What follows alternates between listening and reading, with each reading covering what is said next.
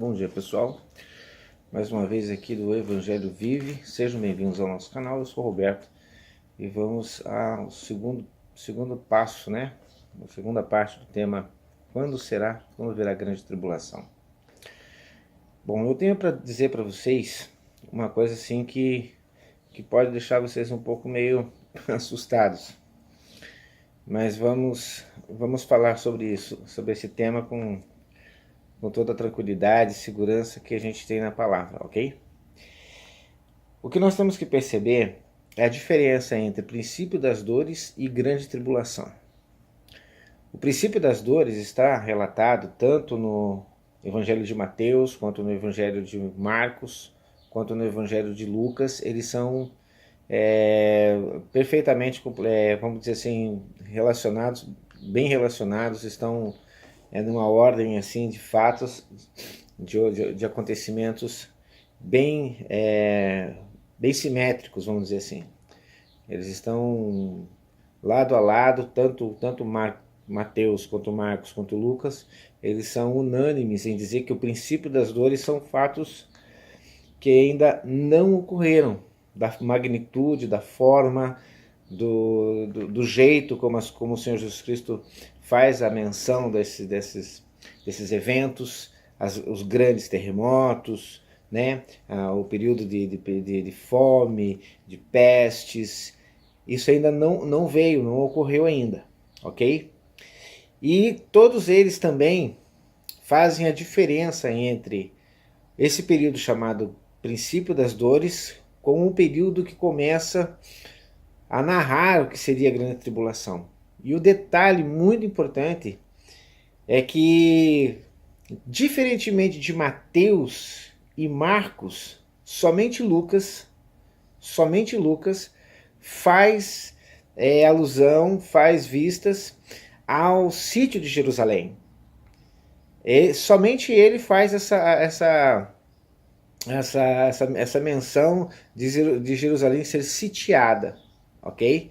No entanto, é muito importante também, porque somente Lucas disse que este tempo, esse momento de sítio, ele se dará, conforme está aqui no texto, quando, porém, virdes Jerusalém sitiadas de exércitos. Jerusalém sitiadas de exércitos. Saber que está próxima a sua devastação. Mateus e Marcos, eles não falam sobre o sítio de Jerusalém, eles falam sobre a profecia de Daniel. Mateus diz assim: quando, pois, virdes o abominável da desolação de que falou o profeta Daniel no lugar santo, quem lê entenda. Então você veja, no mesmo momento em que o Senhor Jesus Cristo vai iniciar a fala sobre a grande tribulação, Mateus e Marcos são concordes de que o assunto que faz a menção do início da grande tribulação é a profecia de Daniel, ok? E Lucas faz a menção do assunto acerca desse período de grande tribulação que Jesus vai começar a narrar. Não estou dizendo que o fato tem a ver com a tribulação, mas eu estou dizendo assim no momento da escritura, tá? O momento da escritura onde começa a narrar a grande tribulação, Lucas fala sobre Jesus ter mencionado a destruição de Jerusalém. Você vê que coisa interessante, né? Dois discípulos falam que Jesus começou a narrativa com a profecia de Daniel. E um discípulo, Lucas, diz que Jesus começa a narrativa falando da profecia acerca da destruição de Israel no ano 70. Então, o que você pode determinar acerca disso? Que esse processo de grande tribulação, ele tem como uma forma de você entender isso a partir do momento em que o Senhor cita o profeta Daniel, para que você possa entender, segundo as profecias de Daniel, como está relacionado aquela profecia acerca das 70 semanas com relação à destruição do templo, com relação à abominação que vai vir, o sacrilégio terrível que vai vir sobre o templo, no templo, ok? E que tudo isso vai ser determinante para que você possa entender de fato quando começa a grande tribulação. Sem esse detalhe, sem essa visão do Antigo Testamento, é impossível você determinar quando começaria essa fase da grande tribulação. Senão seriam só conjecturas, ok? Se você quiser determinar um tempo de grande tribulação sem a visão do profeta Daniel, sem a profecia de Daniel, do capítulo 7, capítulo 9, você não determina, você não entende a revelação acerca do quem lê entenda. Porque você vai estar descartando a parte que vai te dar oportunidade de interpretar, que é justamente a visão de Daniel. Então, se a visão de Daniel não estiver relacionada com o momento em que Jesus fala sobre a grande tribulação, qualquer coisa nesse sentido, sem falar da visão, sem falar da relação direta que tem, esse período de grande tribulação não terá sido, vamos dizer assim, assertivamente colocado no tempo certo. Tá? Uma outra coisa que eu quero dizer para vocês, e que pode chocar vocês. A grande tribulação, ela é apenas para a igreja. Eu vou mostrar isso para você, talvez no vídeo que vem, no próximo vídeo. Hoje ainda não vou falar ainda apenas sobre a profecia de Daniel. Mas a grande tribulação, ela é só para os cristãos. Enquanto haverá a grande tribulação, enquanto houver a grande tribulação, quem não for cristão estará passando por um período chamado de paz e segurança. Eu vou mostrar isso para vocês. A grande tribulação não é para aquelas pessoas que não creram no Evangelho, para as pessoas que não entenderam o Evangelho.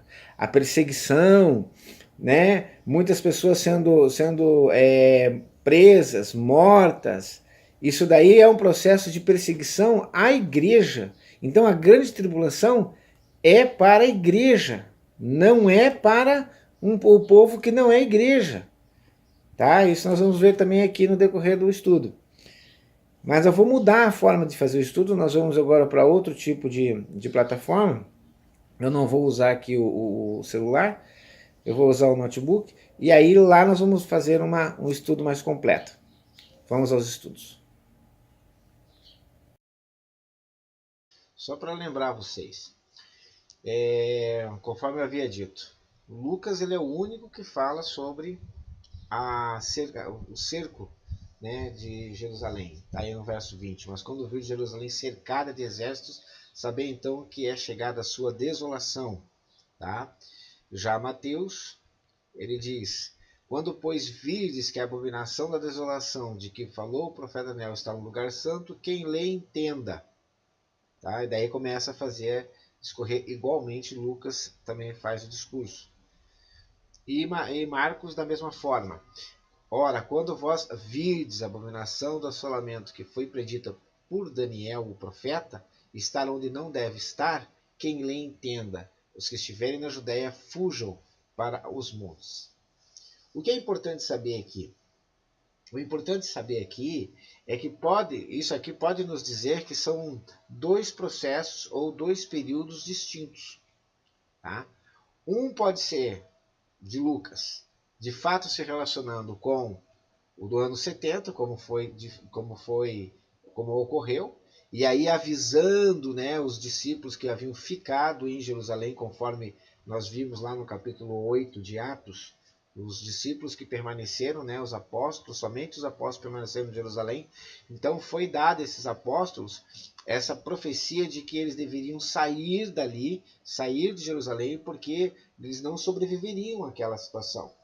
Então Lucas pode ter, como eu disse para você, prestado atenção nessa questão dos apóstolos, falando acerca do cerco de Jerusalém, para dar oportunidade então aos apóstolos serem poupados da morte prematura naquele momento ali. Tá? Já Marcos e Mateus, eles vão se referir ao profeta Daniel. E a gente agora vai ver junto o que significa isso. Nós vamos fazer diferente de como normalmente as pessoas que fazem estudo evoluem o tema. Eu vou fazer de trás para frente. E aí vamos comparando com os textos de Apocalipse. Tá? Naquele tempo se levantará Miguel, o grande príncipe, que se levanta a favor dos filhos do teu povo. E haverá um tempo de angústia, qual nunca houve, desde que houve nação até aquele tempo, mas naquele tempo livrar-se-á o teu povo, todo aquele que for achado escrito no livro. E muitos dos que dormem no pó da terra ressuscitarão, uns para a vida eterna e outros para a vergonha e desprezo eterno. Bom, aqui fica claro a vinda do Senhor, né? Tá claro isso, a vinda do Senhor? Porque no momento da vinda do Senhor, nós sabemos que haverá uma ressurreição, né? Muitos dos que dormem no pó da terra ressuscitarão, uns para a vida eterna e outros para a vergonha e desprezo eterno. Então, o capítulo 12 de Daniel, ele já inicia falando de um tempo de angústia, como se alguma coisa anterior à vinda estivesse ocorrendo. Imediatamente a vinda. E muitos dos que dormem no pó da terra ressuscitarão. Então significa que nesse momento a vinda do Senhor está ocorrendo no momento de muita angústia na terra. Ok? Os que forem sábios, pois resplandecerão como o fulgor do firmamento. E os que a muitos ensinam a justiça, como as estrelas sempre e eternamente. Tu, Daniel, encerra essas palavras e sela este livro até o fim do tempo. Muitos correrão de uma parte para outra, o conhecimento se multiplicará. Então eu, Daniel, olhei, e eis que estavam em pé outros dois o quê? Outros dois anjos. Um deste lado à beira do rio, e o outro do outro lado à beira do rio. E ele disse ao homem vestido de linho, que estava sobre as águas do rio: quando será o fim destas maravilhas? E ouvi o homem vestido de linho, que estava sobre as águas do rio, o qual levantou ao céu a sua mão direita e a sua mão esquerda e jurou por aquele que vive eternamente, que isso seria para um tempo, tempos e metade do tempo. E quando estiverem a acabar de espalhar o poder do povo santo, todas essas coisas serão cumpridas. Eu, pois, ouvi, mas não entendi. Por isso eu disse: Senhor meu, qual será o fim dessas coisas? Veja bem, um anjo perguntando para o outro anjo: quando será o fim destas maravilhas? E o anjo responde: jurou por aquele que vive que isso seria para um tempo, tempos e metade do tempo. E quando estiverem acabaram de espalhar o poder do povo santo, todas essas coisas serão cumpridas. Pois eu ouvi, mas não entendi. Por isso eu disse: Senhor, qual será o fim destas coisas? E ele disse: vai, Daniel, porque essas palavras estão fechadas e seladas até o tempo do fim.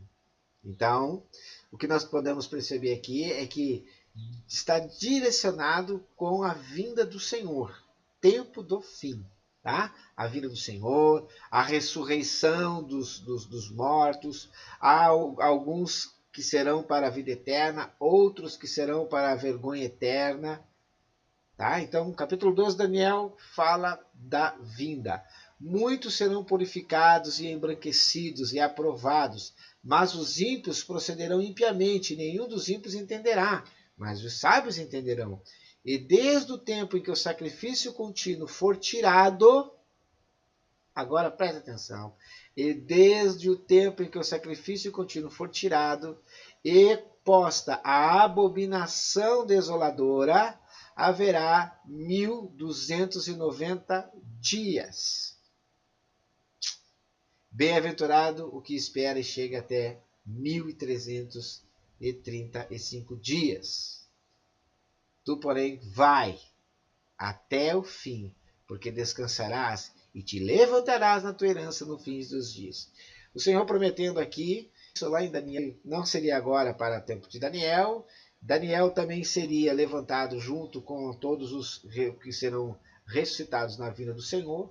E mais uma vez aqui, desde o tempo em que o sacrifício contínuo for tirado. Ora, querido, se Daniel está falando aqui, os anjos estão conversando com ele, e o tempo que se está determinando aqui é o tempo da vinda, o tempo da ressurreição, então o tempo que o sacrifício contínuo for tirado, ele está dentro desses tempos e metade do tempo.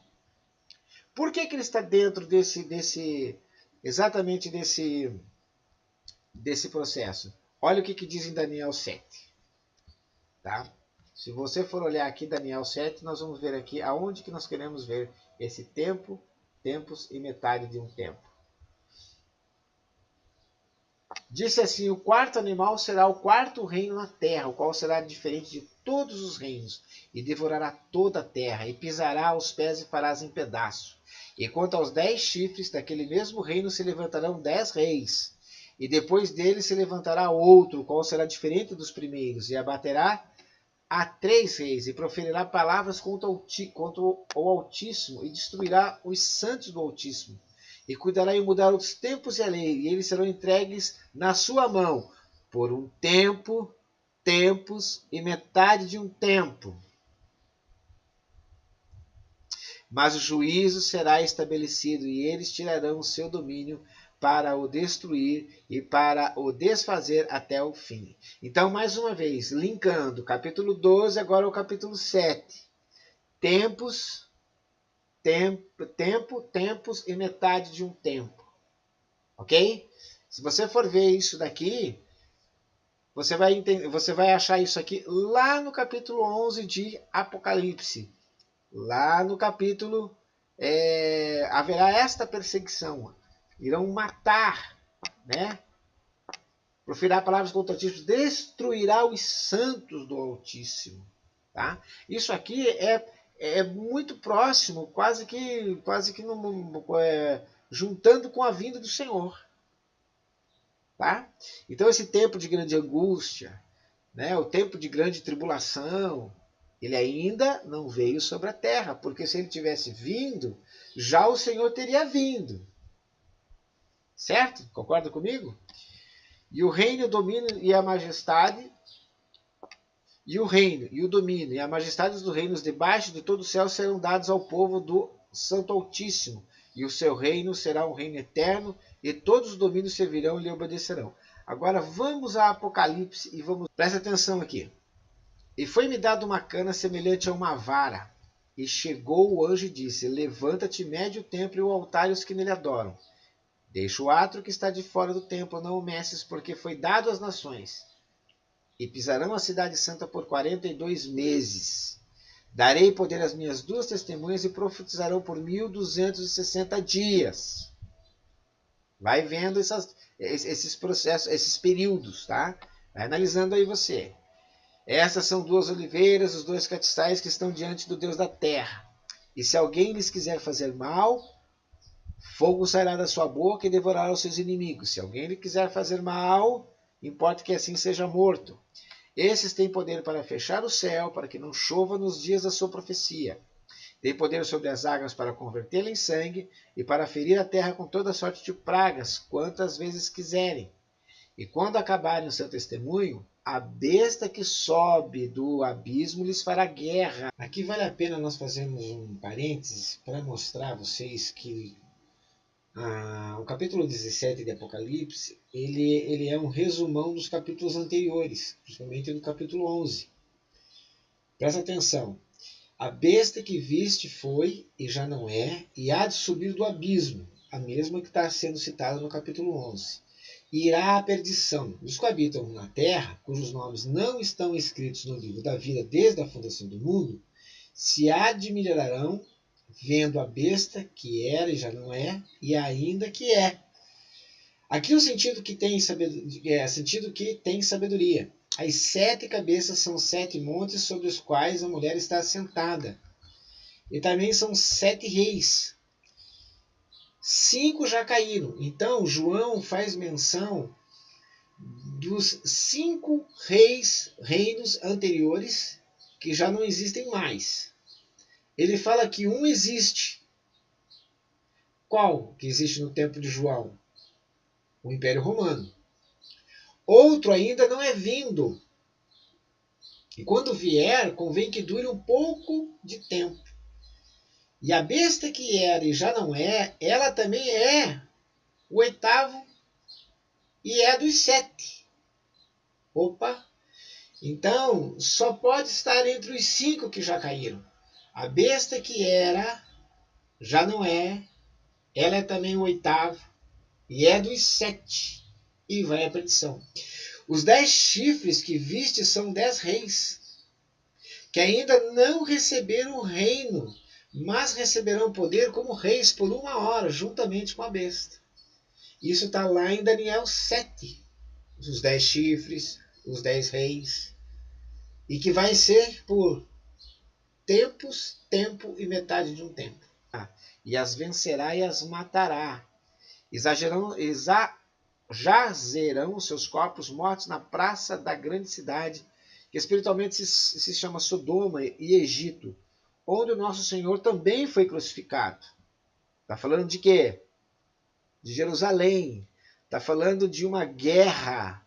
Está falando de um momento em que entrarão em Jerusalém e matarão muitas pessoas lá.